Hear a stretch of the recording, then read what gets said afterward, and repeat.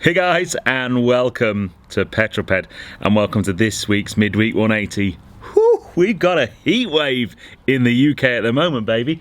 It is so hot. It's a beautiful day today, and actually it's the first time I've ventured outside because yesterday I was filming at Duxford all day, and it was actually this temperature. It was a really brutal day, and I've been editing all morning, but I finally managed to get outside. I thought, I know, I'll do my Midweek 180 outside in the sunshine. But if you've not seen one of these before, this is my midweek update where I bring you my news, views and information about upcoming reviews, all filmed in one take. I'm going to put 180 seconds in the bottom left hand corner of your screen, and that's it. A very simple format. So without further ado, let's get cracking with this week's Midweek 180. But I do have to apologise slightly for last week because I don't know quite how I did it. I messed up my scheduling of the Midweek 180 last week, and it was actually scheduled to go live at 7, not 6, and I only spotted it at like 1 minute past 6 when I was getting no notifications and comments coming through on my phone, and I looked and went, oh my god. Anyway, that might have given a few people a bit of a chance to get in the Magnificent 7 that weren't normally there. But anyway, let's get cracking with this week's Midweek 180, and I promise I will make it go live at 6 o'clock. I shall start my timer. Okay, leader of the pack last week was Dan Greasley. Congratulations, mate. You were joined in the Magnificent 7 by Ben Higginson, Paul Mead, Keith Evans, Richard Sargent, Smokeout FPV and Richard Alsop. So whoever puts the first comment this week, you'll be my leader of the pack next week, and the first 7 comments, you will be in my Magnificent 7. Where are you and what you're doing? Well, that was Andy Hopton, who was chilling out on the couch eating bourbons. Great biscuit choice. Catching up on a bit of YouTube after just having done a 155-mile commute home.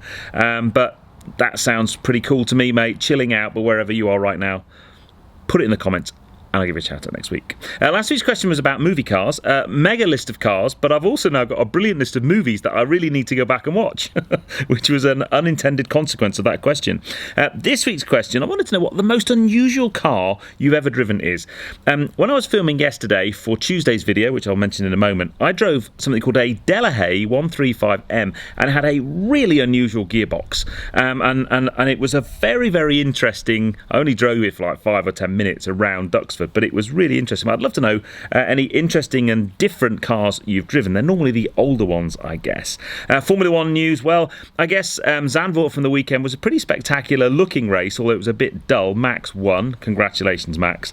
Not the best race in the world. I love the fact that Bottas completely ignored team orders and went for the fastest lap anyway, and that's because he's leaving. He's going to Alfa Romeo next year, which has been announced today, and that means that his seat is freed up for George Russell. And that has finally been announced. I think it's the worst kept secret in Formula 1. George Russell going to Mercedes to partner Lewis Hamilton, 2 Brits in the best car, potentially certainly one of the 2 best cars.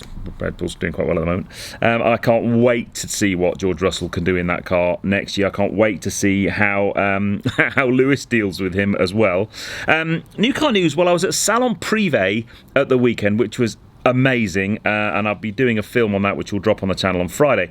But there was the dynamic preview and the first proper look at the new McLaren 765LT Spider, and what a stunning car that looked like. For me, I'd still probably have the 600LT because that's more within my driving skill set, but just looked like an amazing car. I did put out a video yesterday on Tuesday evening, which is very unusual for me. It was a film with my Friday feature sponsor H&H Classics. I previewed their auction, which took place today. So unfortunately, you can go back and look at the video I put out yesterday. It's too late if you wanted to bid on any of those cars. They will have hopefully all sold by now, but there were some amazing cars, and I got to take you around behind the scenes and introduce some really lovely cars to you. So it's still well worth a watch, even if you don't get to do any bidding, and I will be doing more things like that with H&H as well. And then this Friday's video, and do you know what? My poor excuse, my racing driver excuse this week is the sun is so bright I can't actually see the screen to see how much time I had left. I thought I had a few more seconds than that. But this Friday's video at 6 o'clock is a video that I made at the weekend when I went to Salon Privé. Now, I teed this up last week and said that I had access to a really amazing car. Well, I did, thanks to an incredible guy called Robin. I drove to his house on Friday evening, or Friday afternoon actually, and picked up an Aston Martin GT8 in Gulf livery, one of only 150 cars in the world. Manual, V8, proper analogue car, and it was a simply amazing weekend. We did a lovely drive tour members day with SEC private members on Saturday. We went to the Bremont watch factory. We even went and paid Jeremy Clarkson a visit at the Diddley Squat farm shop, and then on Sunday we drove to Salon Privé with over 70 supercars and put on the most incredible display. I think SEC's stand was just amazing, and then I went to the show and met some incredible people, and what's really good about those shows for me, and I know I'm massive over time but I don't care, is not only do I get to see some great cars, but I also get to meet brands and I get access to cars potentially. And I met up with a few people, and believe me, we've got some really special cars coming to the channel in the next couple of months. I mean, really, really special. It's just one of those things we have to now organise exactly the best place. A couple of them are going to be driven on a racetrack.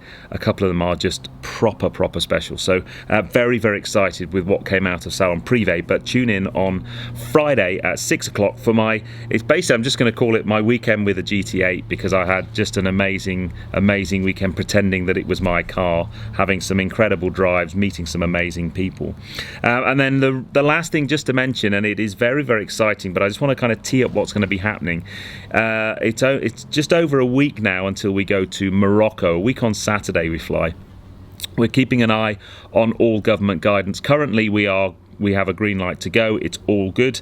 There's a review of travel restrictions 3 days before we fly, so all things might change, you never know, but at the moment we're definitely going.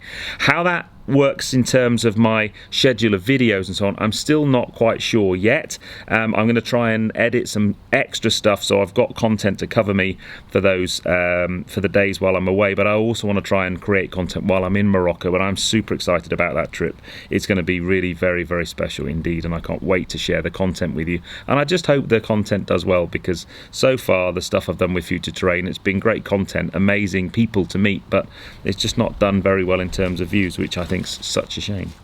Anyway, I am waffling on.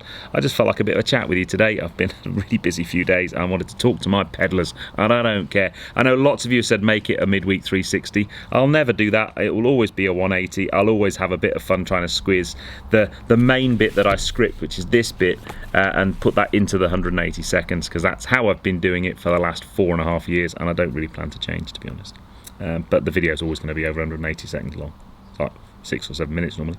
Anyway, I might, now my editing's done for the day, I'm just waiting for my video to upload so it can go live later. I might just grab myself a cold one and sit in the sunshine, and I hope you do the same. Anyway, I hope you enjoyed that. If you have done so, please give me a thumbs up. Comments below are always welcome, and if you haven't done so already, please subscribe to Petrol for plenty more content to come, and I'll see you on the next film, which is this Friday at 6 o'clock for my weekend with the Aston Martin GT8 in Gulf livery. Just a mega car. I really didn't want to give the keys back, but I'll see you on that film, guys. You take care. Drive safe.